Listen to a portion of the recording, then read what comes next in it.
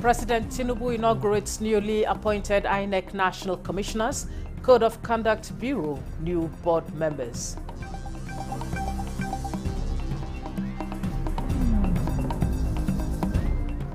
"25 years after, NDLEA gets forensic labs in Abuja, Enugu, trains 20 officers, breaks agency's history age-long jinx, as U.S. donates forensic equipment to enhance Lagos lab.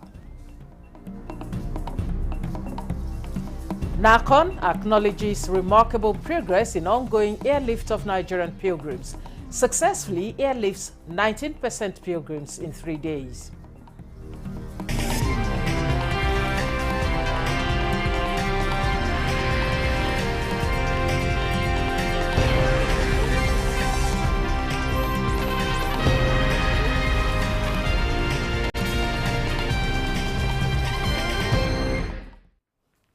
Hello and welcome to the news desk at 6 on NTA News 24.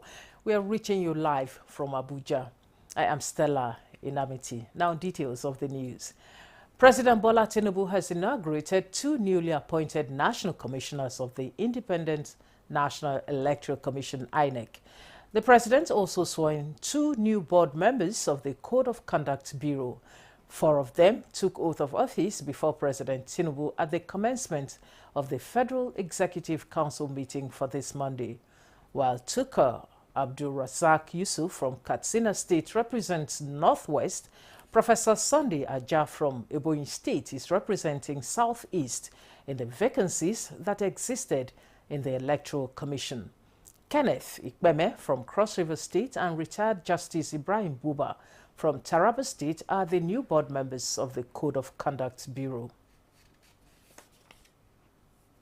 Nigeria is taking bold steps to construct digital highways and bridges that would carry micro, small and medium enterprises across borders into the heart of the African market. Vice President Kashim Shettima stated this while inaugurating the Oversight Committee recently approved by President Tinubu to organize Nigeria's hosting of the 4th African Union Micro, Small and Medium Enterprises Forum, scheduled to hold between June 23 and 27 in Abuja. State House correspondent Abdurrahman Jibrila reports.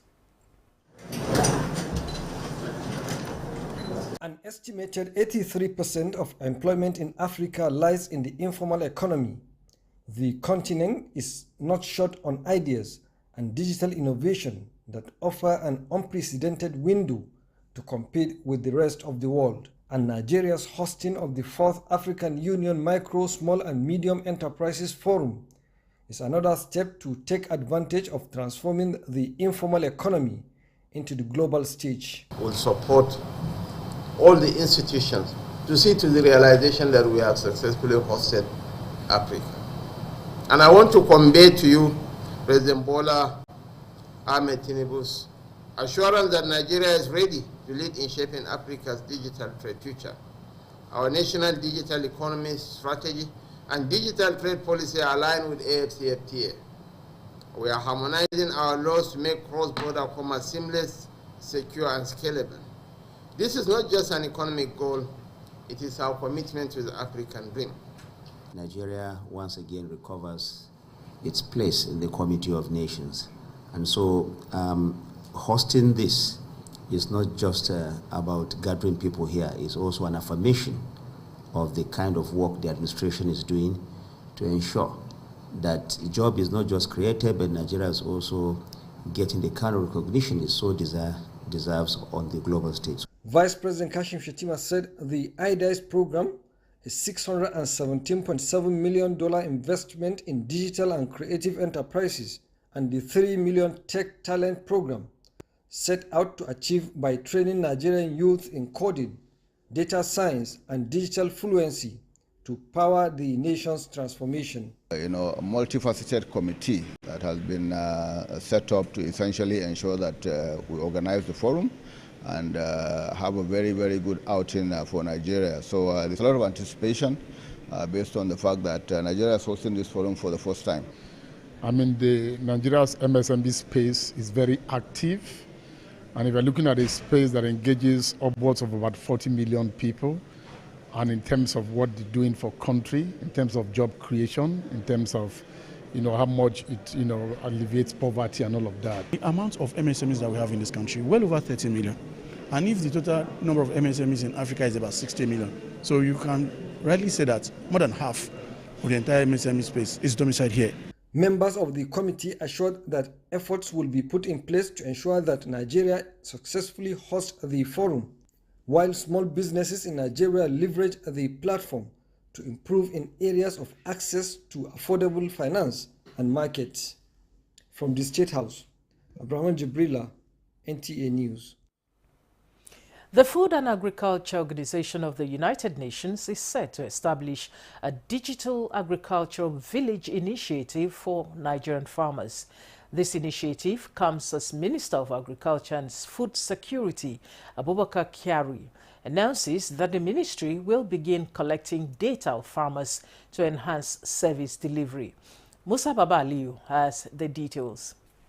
The Digital Agricultural Village is an initiative by the Food and Agriculture Organization of the United Nations, FAO, aimed at serving as an extension hub for farmers.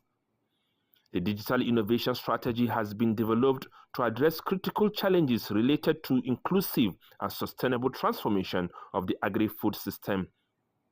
This workshop, organized by the FAO in Lagos, is part of the preparations for the launch of the Digital Village.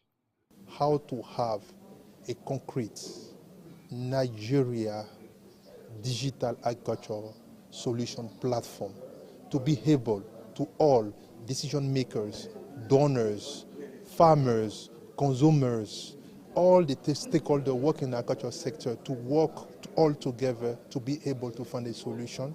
In powering, providing capacity building for the youth, and also generating innovations that can be upscaled for farmers' benefit.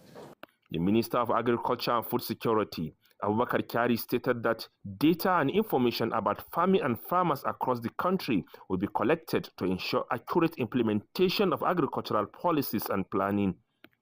But that's what we're trying to do: use digital platforms, use technology, use innovation, use mechanization to ease agriculture, and that will attract them, and that is a very, very worthwhile venture. And we are going to have pilot schemes all over the country where we're going to adopt all what we're talking about. The minister noted that as part of the government's effort to develop the Digital Village initiative, a pilot program will be conducted in Nasarawa State before a nationwide rollout.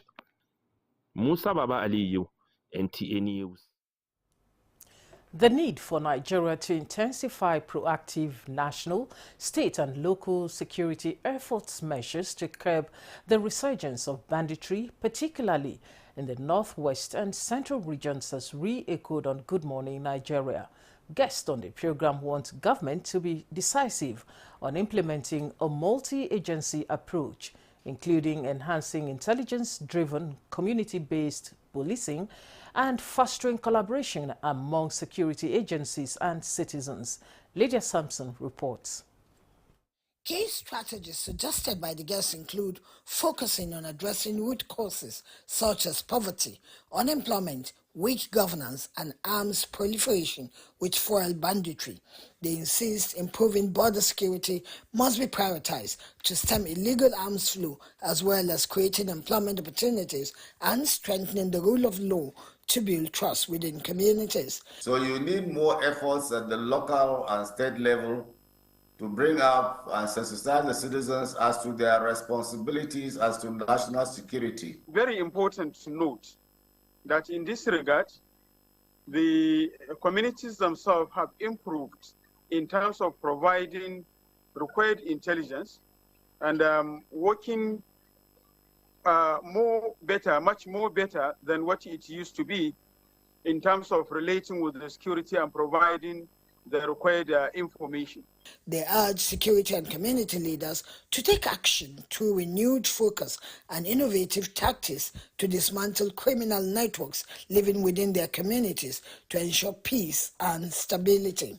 communities should have leadership in terms of those. The military cannot continue after getting a place, then you expect them to administer. No, the civil administration must go there. We are moving national development, we are shutting down national development and focusing on pocket engagements that should not be there in the first place. Facilitating timely reporting and intervention through effective action initiatives across all levels of governance, the guests believe can be achieved.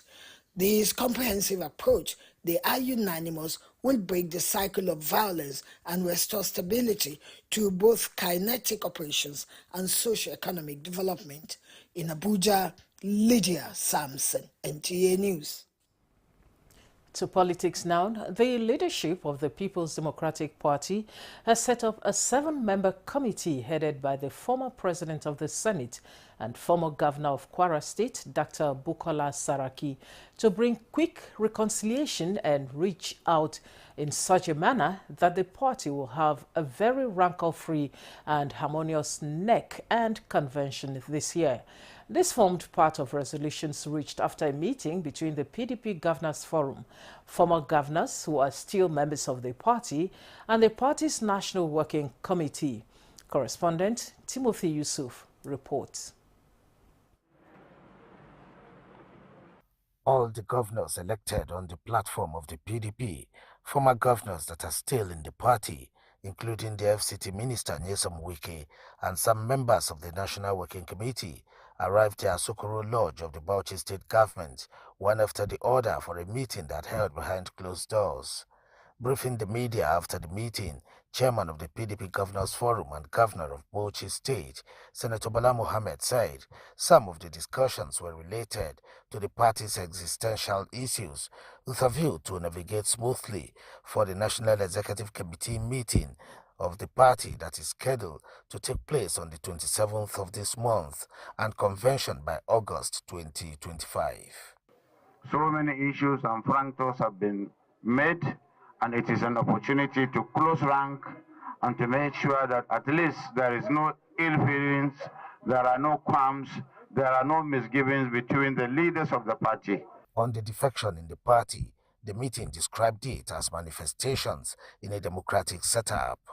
And this is what is forcing us to come together, rather than diminishing us and weakening us, is making us stronger. We will make sure at least those chapters where we have history, where we have structure, are not left alone.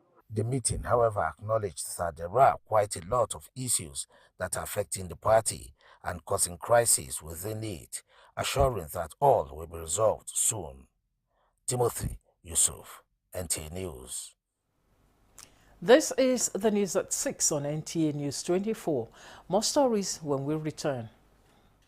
At NTA Television College Jos, you will dive into exhilarating hands that will fuel your passion in education and propel your career to new heights. We don't just teach, we craft the next generation of media leaders. Explore our diverse offering, understanding the personnel matters and issues in the public service basic development communication, financial reporting under IPSAS and interpretation of public sector accounting standard IPSAS, audit, internal check and control management, video camera maintenance, new technologies, optics, fiber, IP technologies, automation, storage management, and wireless technology. Challenges and opportunities in the secretarial profession in the digital age. Digital marketing, basic drama, online reporting, understanding the provisions of the revised public service, audio engineering operations and maintenance, camera operations, and intermediate drama. Mark your calendar. The second quarter of 2025 is your launch pad. This is your moment to seize the future. Announcer Management.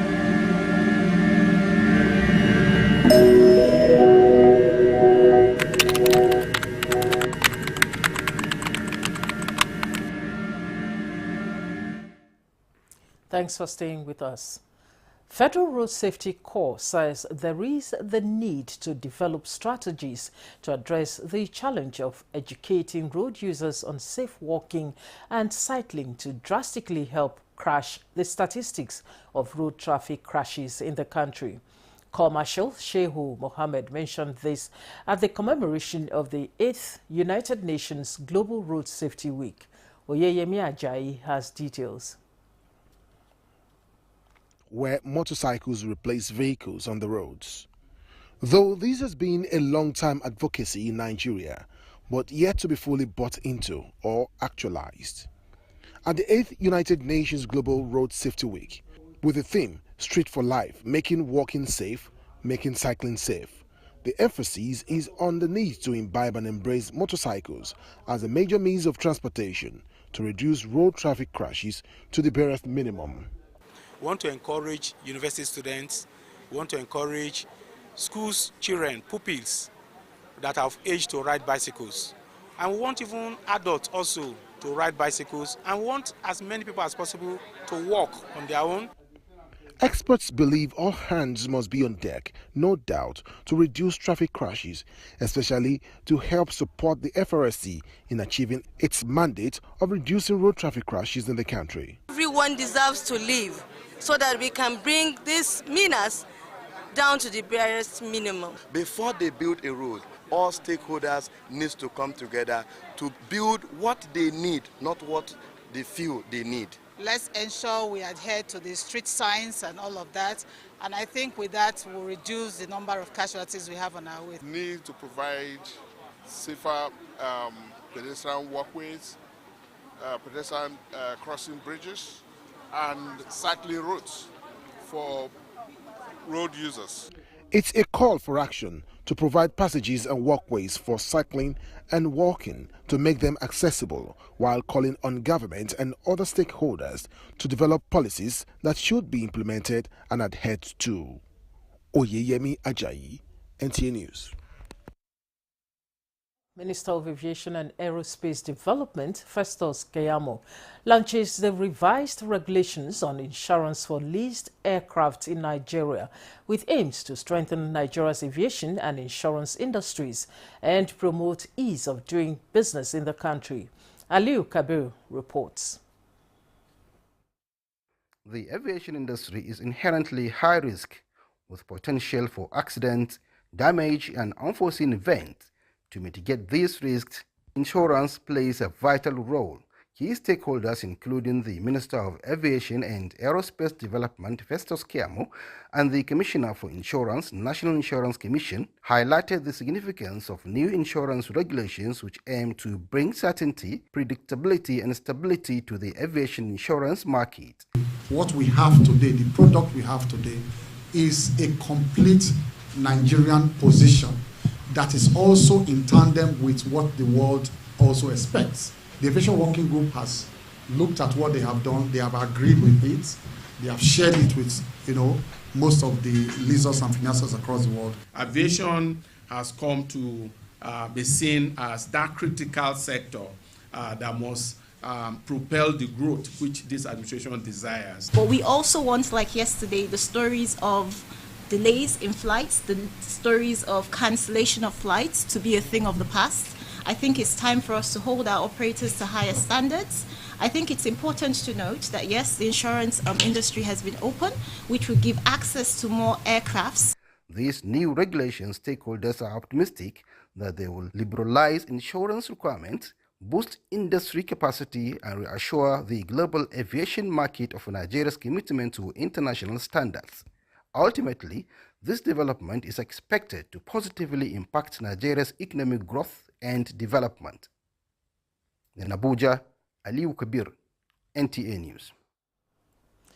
And on Hajj 2025 airlift, the National Hajj Commission of Nigeria, NACON, says remarkable progress has been achieved in the ongoing airlift of Nigerian pilgrims for the 2025 Hajj, following the successful airlift of 19% pilgrims in 3 days. Tokwe Alabi has an update on the airlift of pilgrims for this year's Hajj. Within 3 days of commencement of airlift of pilgrims, the National Hajj Commission of Nigeria, NACON, says notable improvement has been made from the 9% airlifted within the same period in 2024. Air Peace has concluded the airlift of Kogi State pilgrims, transporting 559 out of the 564 scheduled. Similarly, Max Air has completed the airlift of Oyo State pilgrims with a total of 1,083 pilgrims successfully conveyed to the Kingdom of Saudi Arabia. Imo and Abia states have also completed their operations with the exception of a few no-show pilgrims during the inaugural flight. These, according to the Commission, will be accommodated in the mop-up flights later in the exercise. For Nasarawa State, with 944 pilgrims, Umza Air is concluding its operation currently with a final flight already on the ground, preparing for takeoff. Going forward, Umza Air is scheduled to begin the airlift of Kaduna State pilgrims on 14th May and will operate back-to-back flights. Flyers will commence the airlift of Sokoto pilgrims on the 13th of May and, barring any changes, will begin operations for Abuja pilgrims on 16th May. Airpeace is slated to begin the transportation of Borno pilgrims on 18th May. NACON Chairman Professor Abdullahi Saleh Usman, in a release by the Commission's Assistant Director Information and Publication Fatima Sanda Uzara, acknowledges the performance of the airlines, the State Pilgrims Board and other stakeholders for their cooperation that facilitated the smooth and timely movement of pilgrims. In the meantime, information from NACON Command and Control Center in Abuja indicates that Umza flight UMZ 3406 on Monday departed Abuja to Medina at 16:04 hours with 256 Nasarawa pilgrims, including 143 males, 113 females, and 38 officials. At the time of this report, total pilgrims already airlifted are 8,396, while total flights remain 21. In Abuja, Tokbe Alabi, NTA News. After over 25 years of conducting forensic analysis in a single laboratory facility in Lagos, the National Drug Law Enforcement Agency, NDLEA, has established 2 new laboratories and upgraded the existing one to enhance accessibility, expedite timely analysis, and prosecute cases efficiently following a surge in drug seizures over the past months. The 2 additional laboratories built in Abuja and Enugu are strategically located and equipped with state-of-the-art facilities designed to meet the highest standards of quality and safety protocols, as well as ensuring a safe working environment. The Chairman, Chief Executive of the agency, Brigadier General Mohammed Buba Marwa, excited about the development in a release by NDLEA's Director, Media and Advocacy, Femi Babafemi, says the newly constructed laboratories will enable the agency conduct forensic analysis, increase capacity to process cases efficiently, and strengthen fight against substance abuse and illicit drug trafficking. He noted that while the 2 new facilities were set to commence operations, the existing one in Lagos has undergone a comprehensive renovation and refurbishment, transforming it into a state-of-the-art facility. Meanwhile, the US INL has donated new advanced equipment to the agency to enhance the operations of the NDLEA Forensic Lab in Lagos. The handover of the spectroscopy device was done by the director of INL in Nigeria, Ms. Candice Spradley, who commended the collaboration between NDLEA and the INL. She said the donated equipment will enhance the agency's capacity to detect and analyze suspicious substances. A team of top officials of the agency received the U.S. delegation and the equipment at the Ikoyi, Lagos headquarters annex of NDLEA. And in sports, Nigeria's Flying Eagles have qualified for this year's FIFA Under-20 World Cup in Chile after defeating champions Senegal on penalties in the semi-finals of the Under-20 Africa Cup of Nations on Monday. The match, which saw the Flying Eagles retain a lion's share of possession and register 13 shots on target, was albeit a case of nearly, but not quite enough, as centre forwards Akpabio Arehi and Divine Olise, though razzled and dazzled, couldn't find the back of the net. Amid the hot temperature at the Suez Canal Stadium in Ismaila, Egypt, the Flying Eagles kept on pressure for another 30 minutes of extra time following 90 minutes of a barren scoreline. And though the Caps of Senegal remained on the back foot for most of the game, they held out till the end.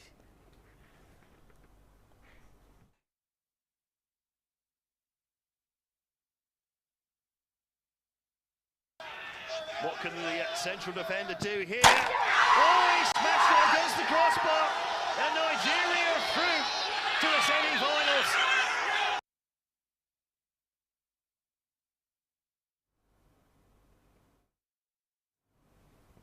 And that concludes the news desk at 6 on NTA News 24. Thanks for watching. I am Stella Inamiti.